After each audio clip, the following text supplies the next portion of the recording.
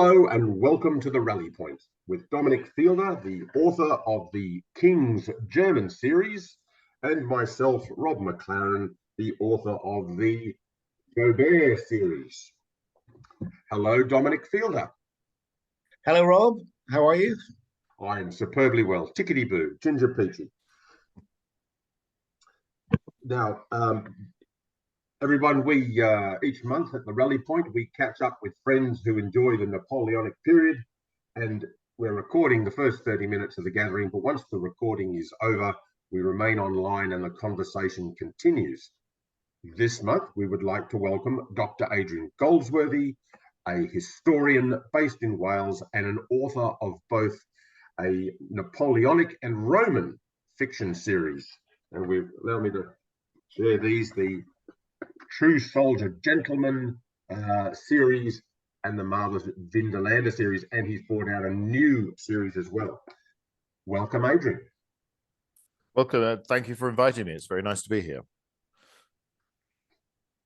Dominic, over to you. Grill him. Frost Nixon. Go. Evening, Adrian. Really lovely to meet you.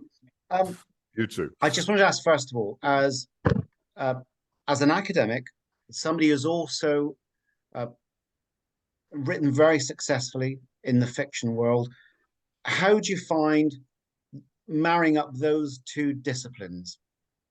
Perhaps you could tell us something about that. I suppose at heart, I write the sort of books I'd like to read myself. So there is something quite selfish about all writing, where essentially you're writing for your own pleasure. And it's a terrible thing to say, but I'm probably Adrian Goldsworthy's biggest fan, though also his worst critic. But I think I like the books, and I have the sort of memory that within a few years I will have forgotten most of the novels. I'll probably be able to read them and not remember what's happening or what's going to happen. But I always wanted to write. That was a dream from when I was younger. I never thought I could make a living writing nonfiction ancient history books, but that's how it worked out. I expected to be writing novels and then maybe, if that took off, doing it in my spare time in the evenings and somehow. But I was lucky. I got the break to write after I'd done my academic book based on my thesis, a coffee table book on Roman warfare for a series that John Keegan was editing. And that was a great leap. You were suddenly covering 1,000 years of Roman military history in 40,000 words, which, when you're an academic, when you're studying, especially doing a doctorate, you're trying to cram everything in, cover yourself against any possible question or criticism. And you're also writing for people who know a lot about the subject already. So the big difference with writing nonfiction that's aimed at anyone who's interested enough to pick up a book about Julius Caesar or the fall of the Roman Empire or Philip and Alexander, you want them to be able to follow. They don't need to have read other things to start and to follow.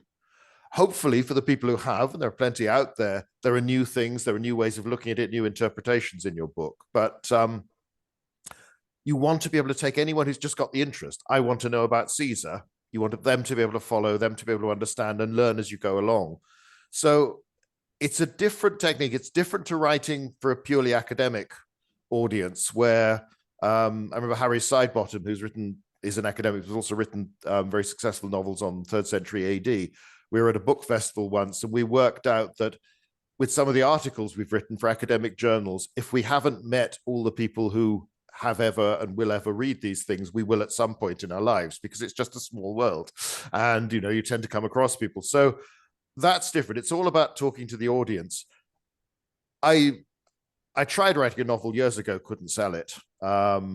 And then had another go around about the time just before I did the biography of Julius Caesar. My agent couldn't sell that. So it was a long time before finally I came back to doing the novels, which is what I'd always wanted to do, because there didn't seem to be enough military history adventures out there in those days that had some reasonable historical research, behind them. They seem plausible enough. So it's writing for me, but also it's all about communication in the end. You have to know your audience. You have to know what you're doing. So it was quite a steep learning curve coming to write. True Soldier Gentleman was the first novel that was actually published. And that got rewritten a few times, got changed a bit sometimes for the good, sometimes perhaps not, but it's a sort of two-way process with an editor, and it's fun. If coming from years of writing nonfiction, suddenly being able to write dialogue, not having to reference everything I was doing, is fun. So I'm there sitting there laughing at the jokes I'm writing, and that sort of thing, that's important. But it's also, because I'm a historian, I want them to be convincing. I don't want people to come up and think, no, that wouldn't happen. People don't behave like that.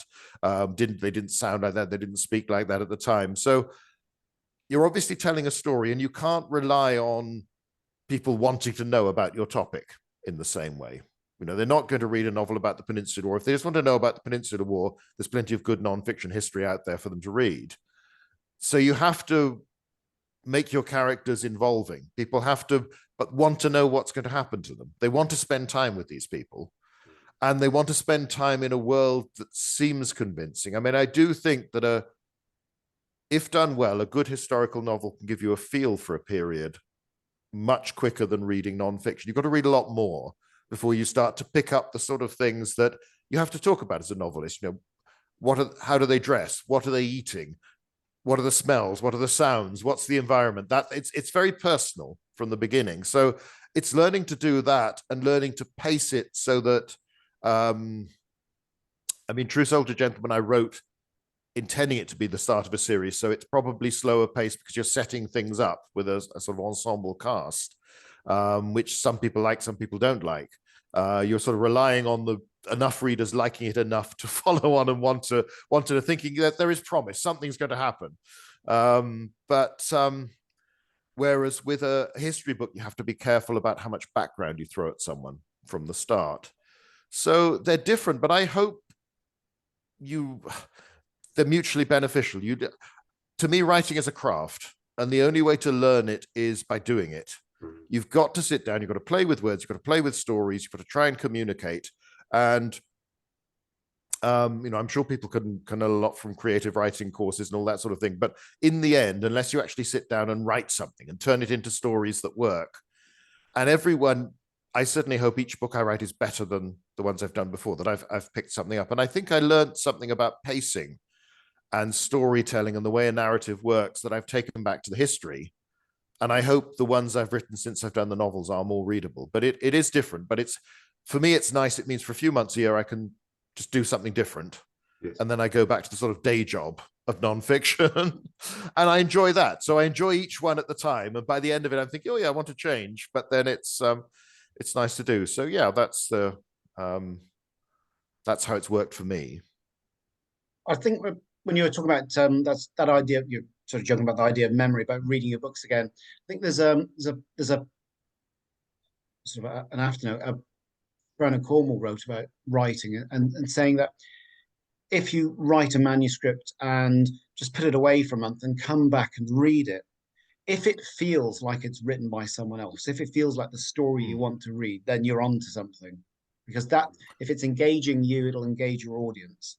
I always, thought that's how I think, having sold a lot of books, I've been on the sort of the book selling end of things. Your books are selling exceptionally well, by the way, which good. So on that side, but that's what engages readers, doesn't it? Somebody who is world building. When we're talking beforehand, it's not a fictional world. It's a world they can go away and research, but it's a world you have to bring to life, and you clearly do.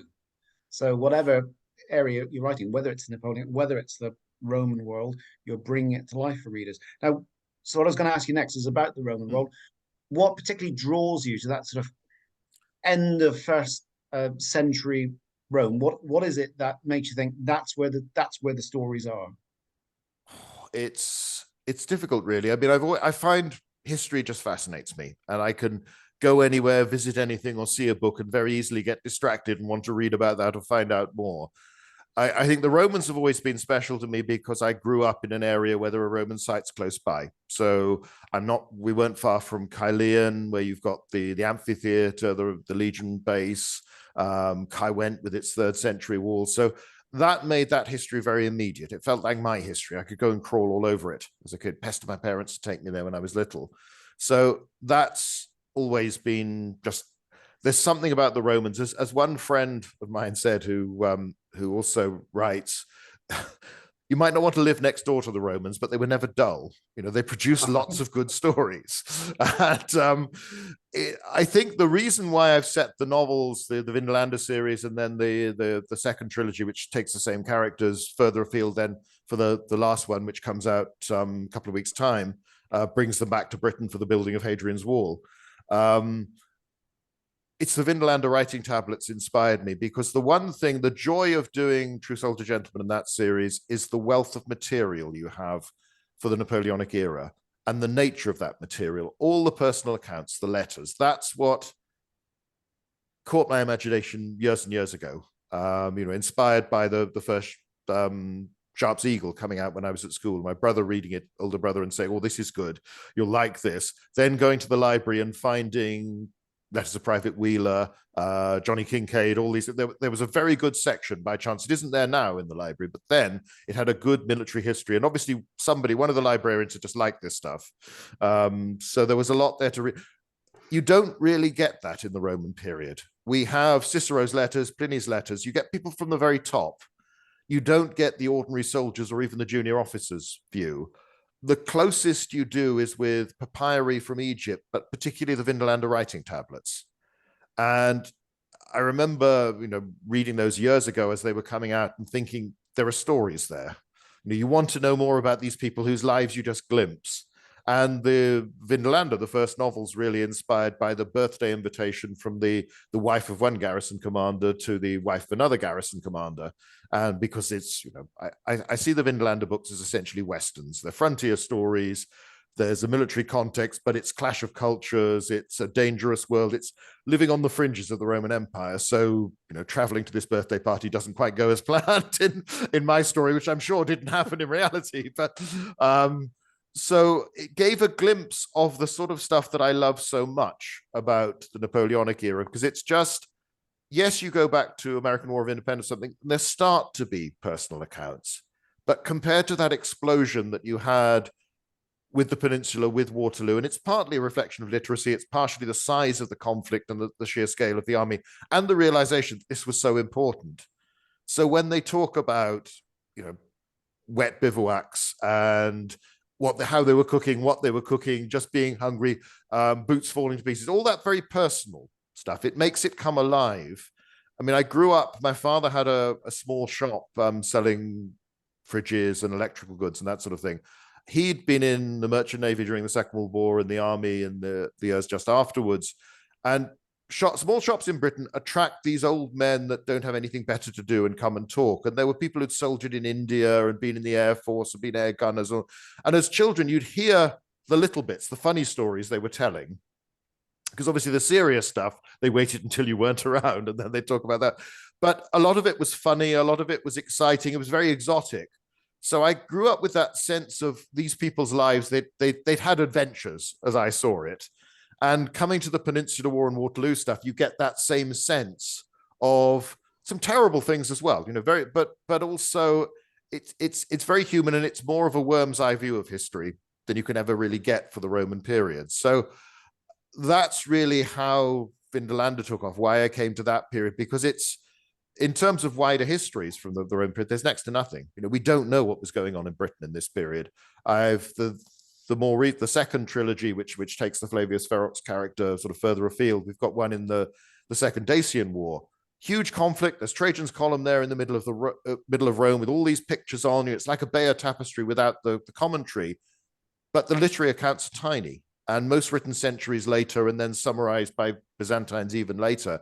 We don't know about this. We know even less about Trajan's Parthian expedition, which is the background for the city afterwards. And then the one that's coming out next month, The Wall, which is about building Hadrian's Wall.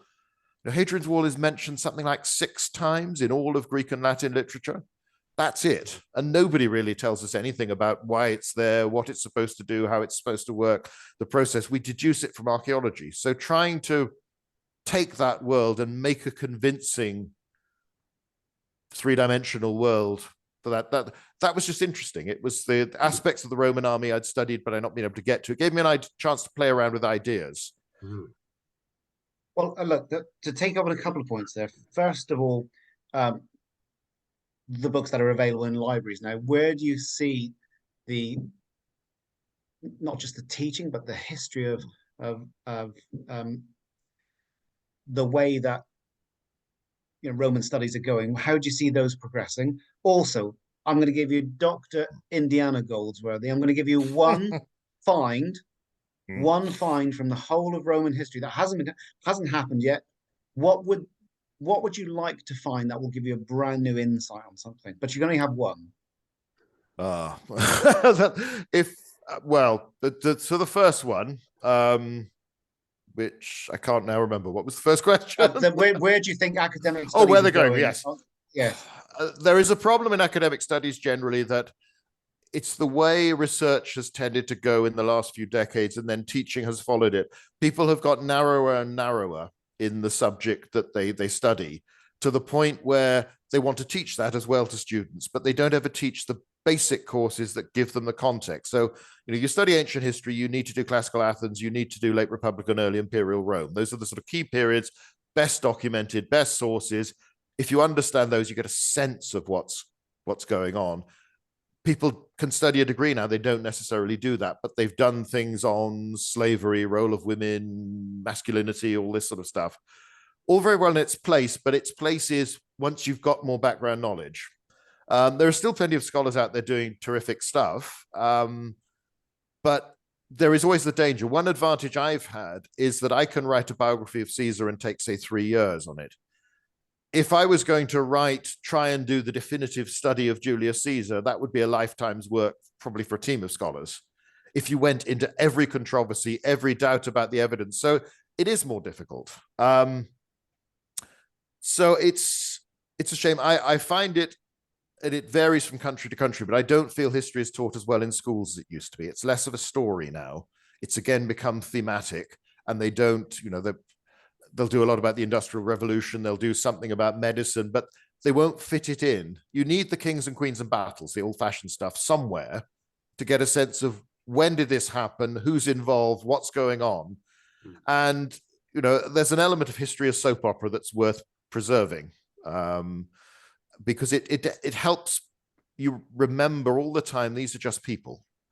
They might dress differently, speak a different language, do different things, but there is a basic humanity that you can see in, say, Cicero's letters. When you read the letters where he's talking about just how upset he is when his daughters died, it's very human. It's immediate. Yes, he's from a different culture. Yes, it's a culture that accepts lots of things we wouldn't, but he's still basically like us in so many ways. And if people weren't like that in the past, then you wouldn't be able to study history at all, if culture defined you so much as that. So I think there's a danger that you have fewer people coming through with the broader knowledge in the first place of British history or world history. They'll, to the extent where they just don't know anything about Waterloo, even let alone the Peninsular War. Which is why it's good that there's plenty written out there, both fiction and non-fiction, where you suddenly think, oh, I've heard vaguely of that. What's this about? Hopefully the Ridley Scott Napoleon film will give a boost to the topic again. So that's the way it's going. I mean, there's too much theory in modern academia, and I always think theory is an excuse for not thinking about a subject, because you already know the answer. You simply impose a theory, whether it's realist theory or whatever, or feminist theory or whatever. You've already decided what you're going to conclude. So really, what's the point of doing it? You're just looking for justification to pre-existing ideas. And there are better ways of studying even those topics without doing that. In terms of discovery, for one thing, I mean, the Vindelander people are now excavating at another Roman fort site they own, and I'd love there to be another cache of similar writing tablets there. And I'd love to discover the equivalent of the letters of Private Wheeler or one of these, somebody at that level talking about things. It's extremely unlikely. If it was one thing, I think I'd have to say the Emperor Trajan wrote commentaries on his Dacian campaigns, of which only one sentence survives in later grammatical text, where it just illustrates a point. You've got all of Trajan's column. If we could tie together a narrative with that would be fascinating, though it would still be probably like Caesar in terms of it's that level of storytelling. But that would be the one thing if it ever turned up, but the odds aren't good. Hmm. Well, I'm going to give it to you. I'm going to say that's the fine. That's the fine. Fair enough. You take off your hat. There it is. Bullwhip size. There's the fine. You can only fit. So look, you're already trying to fit all of the works you do into one lifetime of writing. So, is there a story that you think it's the one I'd like to tell, but you know you'll never get around to tell it? Is there one that you think that's the one I'm never going to have time to pursue? Well, I'm only 54. I hope I've got time to do a bit more. Well, and so do I. To come. So you've got you've got several other series to finish. I'm telling you now. So I do. I'd love to go back, finish the Napoleonic series, because it's just convincing a publisher to let me do it. And I've had all sorts of other ideas, and I came up with an idea for a TV series, even wrote a script for one episode where I thought, well, if you've got the budget to do battles, why not look at the women of a regiment on campaign? So that if it was successful enough in series 2 or 3, you might be able to do bigger and bigger battle scenes, but have the life of the regiment, do the retreat to Corunna from that perspective. Although we had a few discussions, it didn't go anywhere. I've only finished the draft, and it's out with a friend who's reading it for me.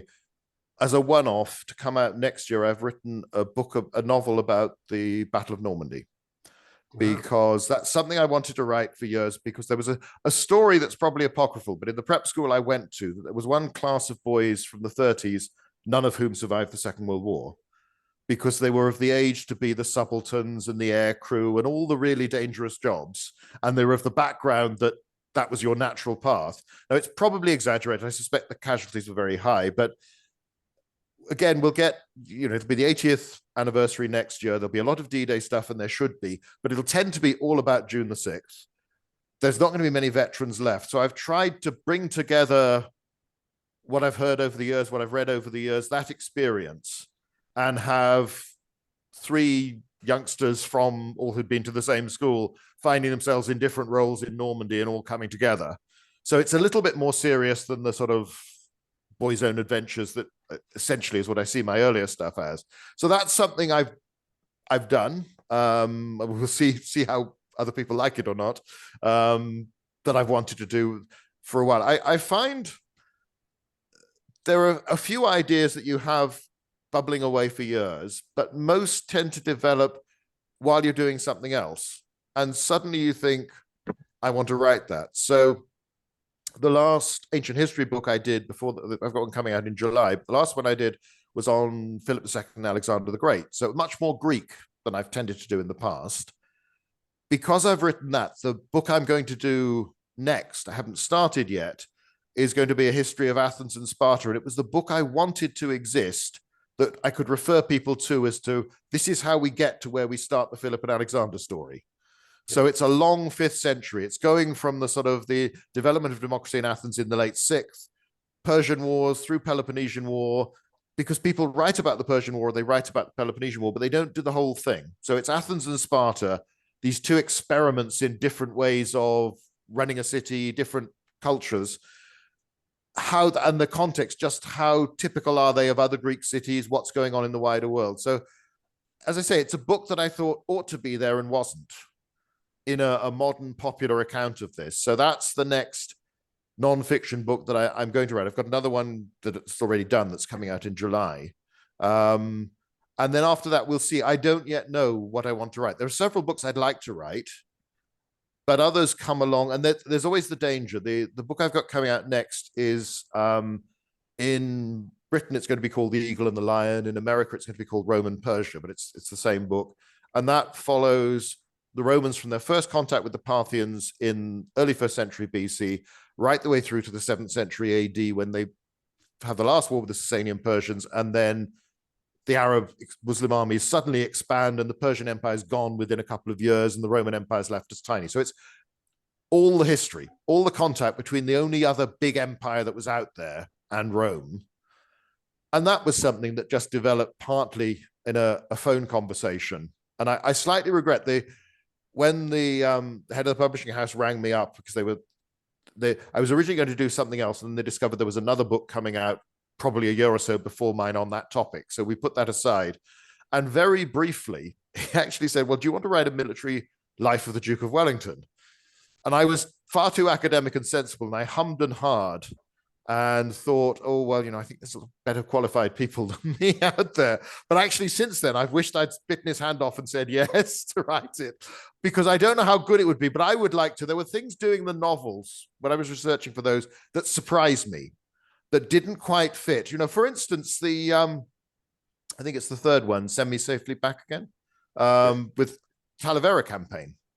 And it hadn't really struck me before that there's something quite odd that well, he's not yet the Duke of Wellington then, but Wellington isn't with the army on the night. When the French do that night attack on the Medellin Hill, he's not there. General Hill is not there. Can you think of any of the later battles when they're not a lot closer to what's going on? And there is a tendency, and it's the sort of Jack Weller stuff, and a very British way of telling the story, that the British army arrives in Portugal and Spain, and it's great. And Wellington's great and knows exactly what he's doing, and everybody knows what they're doing. And it's just this natural, oh, well, we meet the French, we beat them. We meet the French, we beat them. And eventually, Napoleon has problems in Russia and all this stuff, and we win. When you look more closely, you see, again, a very difficult learning curve, a lot of mistakes, a lot of errors, which is what you should expect. They have come to this. This is new to them. People don't have experience of doing this. And there are, in the same way that, it's quite odd that Talavera is very close to Madrid. And again, we have this idea of Wellesley as this very cautious defensive commander. And that's the story, because it has to be, of most of the war. But in the summer of 1809, they think with the Spanish, they can go and take back Madrid and the Spanish capital, which, even when you look at the numbers then, doesn't seem, okay, Napoleon's a bit distracted. You've got the big war on the Danube going on. But even so, this is incredibly ambitious, to the point of seeming pretty crazy when you look at the numbers you've got and the limited artillery train you've got. This is a very small army still. So I think there's actually a story that hasn't been told that doesn't assume what's going to happen, and also is written. If you write a campaign history of Normandy or something like that, you'll mix the politics, the strategy, and the personal stuff.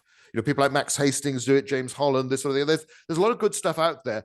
People haven't really done that for Napoleonic battles. And with at least a few of them, I think it's possible. And I think you could do so. I don't know whether I'm the right person to do it, whether I'll ever get a chance to do it, but that's an if only project.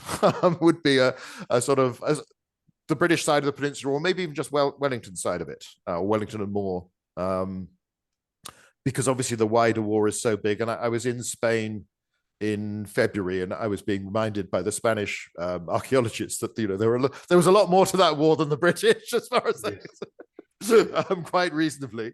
And the other question was, why are you British so obsessed with it? Which was quite interesting. But I think the answer is it's such a good story, and for us, it's taking center stage. You're involved in one of the big world conflicts in an important way. You're still, you don't pay the heaviest blood price for winning that conflict, but nevertheless, you're there right the way through in the way that no one else quite is. So, but it's that wealth of information. You've got it's much easier to write a sharp style story about the Peninsular War than it is to do it about Marlborough's campaigns or something like that, because there's not the lovely little details you can throw in that are right. Anyway, that's wandered far off the question, but that's no, not at all. No, actually, it brings us very neatly towards True Soldiers, Gentlemen, and the Peninsula. Can you just give us an inkling of the travails of sort of getting that series out there and where it might be going next, if it is going to go somewhere next? It was hard. I mean, I back in about 2004, I'd already written several non-fiction history books, all about the Romans, because, as I said, was asked to write this coffee table book on Roman warfare. The publisher liked that, said, well, would you write us a book on the Punic Wars? They liked that. Would you write us a book on the Battle of Cannae, and so on? I knew nothing about publishing. I'd sort of drifted into this. I'd been following the normal path of the young academic, going from part-time job to short-term contract. And suddenly people were offering me, quite decent money by the standards of someone who'd only ever been a student before. So I didn't really know about these. It seemed a lot at the time. to write nonfiction. And it meant I could deal with the big topics in a way knew I couldn't academically. It reminded me of why I'd got interested in history in general and ancient history specifically. I could do those sorts of things. I wrote a novel about the Iron Age leader Caratacus. It was basically I Caratacus instead of I Claudius. He was sitting there, a captive in Rome, telling his side of the Roman invasion of Britain. And I sent this off to agents because I'd spoken to my editor at the publisher, the nonfiction editor, and he said, well, you won't get anything published without an agent. That's the only thing mostly they look at. So I got an agent through this, which meant that the nonfiction contract suddenly increased hugely in terms of the amount. It suddenly became, instead of just a student existence, it actually became a proper living. And that made a world of difference, but she couldn't publish the novel. I'd written a novel just after I'd finished my doctorate, sent it out naively, because I had loads of energy and no money. So I just sort of wrote a novel, which was, and being incredibly arrogant as you are at that age, I thought, well, what's good enough for Tolstoy is good enough for me. So it was 1805, told from some French hussars and this sort of, and it was probably awful. I wrote it in 6 weeks or something like this, but it was winter in Britain. I didn't have any money, and I had all this pent up energy. And I got rejection letters. I sometimes even got somebody else's rejection letter and samples sent back by publishers, which just showed how much care had been taken by some, editor's assistant in an office. So got nowhere. When an agent sends out a novel, you get a better class of rejection letter, but we still didn't get anywhere with that. Again, sort of a couple of meetings, but it didn't come to anything. But okay, it improved my life in terms of the nonfiction. And then quite a few years later, I was going to my agent to say, well, look, I think I want to have another go at fiction. This is what I've always wanted to do. And actually at lunch, she broached the subject. Now, agents, whether they just have this sixth sense or whether, she's a very good agent, and suddenly asked, and then she was surprised that I wanted to write Napoleonic stories. And that idea had grown, because obviously the last one had been Ancient World again about Caratacus. But I just felt, because by that time, Bernard Cornwell was going off doing other stuff. And I like his other novels as well. I've enjoyed those, but he wasn't doing any more sharp. No one else was writing that sort of stuff at the time. This was back 2008, 9, something like that. And I wanted more about that period. I wanted to read this stuff. And I thought there might be other people out there. It was also, when we'd sent out the Caratacus novel, historical fiction, particularly with a military adventures, as far as publishers were concerned, were the equivalent of publishing pornography. I mean, they really thought it was just dirty, and they were not interested. You would always get well, I'm afraid there's no market for this, which, the success of Bernard Cornwell and people like C.S. Forester beforehand argued against. But as far as they were concerned, there was no market. And because they wouldn't publish it, well, there couldn't be a market. So it was one of those sort of self-fulfilling prophecies. A little bit after that, there was a sudden boom, particularly in fiction set in the ancient world. People like Simon Scarrow, Con Iggulden's books came out and did really well. And as soon as anything does well, publishers then jump on the bandwagon, and they were publishing vast amounts of historical fiction, some of which wasn't that good, and then didn't sell, which confused them. As they weren't sure. At one point they went through, well, anything on this topic or anything that sort of style is bound to work. And it doesn't. And so I pitched this because I wanted to do the Napoleonic. I thought it gives me an excuse to pretend I'm working when I'm reading the sort of stuff I'd be reading as a hobby anyway, going back to the memoirs. And I also thought there was a chance not to do, and the whole idea of True Soldier Gentleman, I've loved the Richard Sharp stories. They helped with, somebody gave me the, was it Armies of Waterloo, the book that came out to accompany the Waterloo movie. And although I was too young to see that till it was on television, terrific uniform plates by the costume designer. That was another thing that just suddenly, there's the color, the spectacle of all this that's just isn't like anything else. And I thought, well, Sharp is great. It's a great story, but actually no one could really behave like that in Regency society. You couldn't get around with punching fellow officers and not being cashiered. That's not the way the British Army worked. So, and I didn't also want to write another book that was just Richard Blunt or something, the caricatured copy, that he's clearly just in the same way you had all the different versions of Hornblower. Some of which were good stories, but the Ramages and the Bolithos and all the different ones. And I, growing up, read most of them. Patrick O'Brian at least did something different with the same sort of material. And I was hoping to do something between Alan Mallinson by this time had written his Hervey novels, which again I enjoyed, but he started in 1814 and only went back with flashbacks. The first one, you'd got Waterloo out the way, and suddenly it was peacetime soldiering, which seemed less interesting. So I wanted something fairly standard infantry. I wanted trying to get more typical. And I thought, well, it's better if instead of having one hero, you have several people who between them make up the attributes, but in other respects, we can feel superior to them because they're a bit strange, or they're not very good at this, or they're a bit vain, or they're, so that was the idea, to try and do Jane Austen with guns, was how I was trying to pitch this, of that sort of, and that's partly as well at school, they'd made us as teenage boys read Austen. And as an adult, she's great. I have no problem. But when you're 14, 15, you don't want to be reading this. You want something to happen.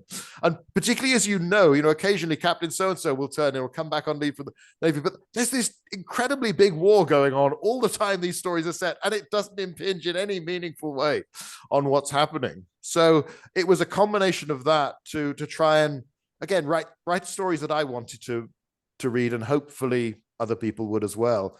I think the publishers, rather naively, because I ended up being published by the same publishing house that was doing my nonfiction, I think they thought that the established audience I had for those would just transfer straight to the novels. And that didn't really happen. I mean, some people like both, but a lot of people who like the novels say, oh, his history's a bit dull, isn't it? And people who like the history don't particularly necessarily like the novels or have an interest in that period. And I hope those books improved as they went on, as I hope everything improved. But I was, this was all new to me. I was learning.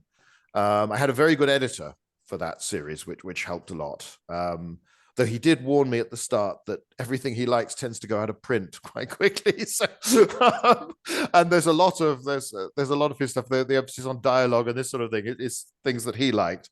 But generally speaking, when he came with a piece of advice, even though the first reaction was, oh, I don't really want to do that. That's not how I see it. I'd try it and it worked. It was one of those infuriating things where you kept having to admit, yeah, you were right about that one. That is actually, I can see what. So with those, I think the initial contract was for 2, and then it was extended to another 2 and another 2. And when I first had a meeting with him, I was thinking, okay, yeah, 6 books, I can probably get them to Waterloo. But once I started doing them, I thought there's such a wealth of material, and people like Gareth Glover are publishing more and more all the time. And through doing those books, I came across his stuff, because that was sort of starting to become more and more of it was he was publishing more and more at about the same time. So I remember having an argument with my editor about Beat the Drum Slowly, which is set in the Corunna campaign, and Gareth had just published Pierpoint's diary. And now he was one of the staff officers of the Reserve Division, so Paget's troops, and I'd set my fictional 106th, that's where they were going to be. And he gave distances for every march. He gave the weather for each day. He gives you what they use for fuel, for cooking, what food was available. And at one point, I think the editor said something like, can't we have a storm at this point? I said, well, sorry, it didn't happen.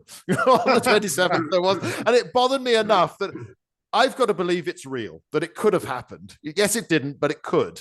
And I think if I don't believe that, nobody else is going to. Yeah. But also, it's the history nerd in me. I, as far as possible, I want to get it right. So with that series, it expanded. And then I thought, well, actually, I'd really like to do more detail. I think there's bits of the Peninsula War. I mean, I'm so glad I got to do number 6, Whose Business Is to Die, and do Albuera. And that's about the first battle I got to before Bernard Cornwall. He might, I mean, I know there's another Sharp coming out that I think is 1812 set in the autumn. And he might do it one day, and I'm sure he'll do it really well, because he always does. It's always readable. But that was one that I felt, again, it's not what you expect of the story of the Peninsula War. It's so nearly a French victory. And the Allies do nearly everything wrong, but somehow they slog their way through. And it is, this appalling bloodbath that it's not tactically subtle. It's so it just makes it very interesting. And like the one before, where you've got the expedition to, well, what's supposed to be to Malaga, but they never get there. Where again, it's the British Army really fouling things up and putting stuff which you don't get told, but it's interesting because that explains why in other times when they've got the right people in the right place, it works. If your heroes just win all the time, it gets a little bit dull. So it expanded, and I thought, well, wouldn't it be interesting? I'd read some of Donald Graves' books about the battles in the 1812 war, particularly the invasion of Canada, and sort of Lundy's Lane, and this sort of. I thought there's some fascinating stuff there. So I ended up planning out 12 books that with the final one would get them to Waterloo. And I just got to the point I was going to give my fictional regiment a 2nd Battalion so I could move my officers around more and plausibly said, have it worn down, goes back to Britain, but the other, they're then transferred, which you should do when you get promotion. You should go to the junior battalion and fit this in. And even I had this idea that I could get them to the 1813 campaign, because I know it's only the rocket troop that actually is at Leipzig, but the 51st arrive fairly soon afterwards, and you've got these Hanoverian troops. And again, there's some odd stuff there. And I had Sir Robert Wilson features in, which number is that? Number 4, all in scarlet uniform. And he's such a, he's a character you couldn't make up when you read about all the sort of dodgy stuff he was doing wherever he turned up, and somebody who will, later be plotting to release Napoleon and all this. There's just, you think, well, this is too interesting not to write more about. So I had all this planned out, but I delivered number 6. My editor said, I think this is the best one you've done. Weidenfeld and Nicholson, the publishers, were bought out, different management came in, and within a week I was told, we don't want any more. Sorry about this, but this was orders from above. And within another week of that, head of Zeus, this other publishing house, came and said, would you write some Roman novels? So I thought, okay, now's the time. I don't mind doing the Romans now. I didn't want to at first. I wanted to have a break from my non-fiction work. Partly I didn't want to confuse my mind. I didn't want to invent something for a story that I then came to believe might be true, or an interpretation that I then started to put into the history books, as if, there's always the danger, you're working on your own, that your own ideas sound so great in your head that eventually you accept them as that must be true. So when I spoke to the publishers, the new ones, they did say, well, look, if these books do well, maybe we'll see about reviving the 106th. And I'd love to, because the last book ends on a cliffhanger. I've got Hanley captured, and there's that marvelous account that's in one of the appendices of Oman of the wounded officer who's captured at Albuera, and the Spanish try and get him out, and he tries to escape, but he's not fit enough. There's terrific material, and it reads just like sort of Second World War downed aircrew type stuff in Europe. So again, it's great material for a novel. I thought some of the frontier, the smaller scale operations of Hill's Corps in later 1811, early 1812 is quite interesting, and it hasn't been written about, but works well for that sort of story. With Hanley as an exploring officer, at least on the fringes of that, intelligence, it fits well with working out some of these surprise attacks and things. So I don't know, there's loads I'd love to write, and the more that keeps again, people like Gareth Glover and others keep publishing, there's so much new material that you look at and think there's a story in that. That's just, it's better than anything you could invent. And the one thing I found again and again, I don't know whether you two have found this the same, is when people read the book and they come to you and think, how on earth did you think of that? The answer is always, well, that really happened. That's what went on there. Well, it didn't happen on that day at that particular place, but it did happen to somebody else soon afterwards, or in the same context. And the best stuff is not the stuff I've invented, the Adrian Goldsworthy stuff. It's the reality. Yes. That's the intriguing thing. So thank you, everyone. It has been an excellent conversation so far, and I'm going to tease our YouTube audience by not letting you know what happens next as this conversation continues, and encourage you all to join us. So I'm going to end our recording, but please stay online for those who are with us as we chat on. To wrap up this month's Rally Point, thank you, Adrian, very much for joining us. Thank you, Adrian. Thanks, it's been a lot of fun. So next time, why not join us here at the Rally Point, when we will be catching up with European translator Jonas de Neef We've heard Adrian describe the amazing amount of material in written English, and the same amount of material is out there in German and French, and Jonas de Neef is translating that for us. So simply contact Dominic or I for your Zoom invite, and our details are at the end of the video. And share Rally Point with your friends so we can hear from them as well. And any previous Rally Point chats are up on the YouTube channel. So it's good morning from me, and it's good night from him. Good night.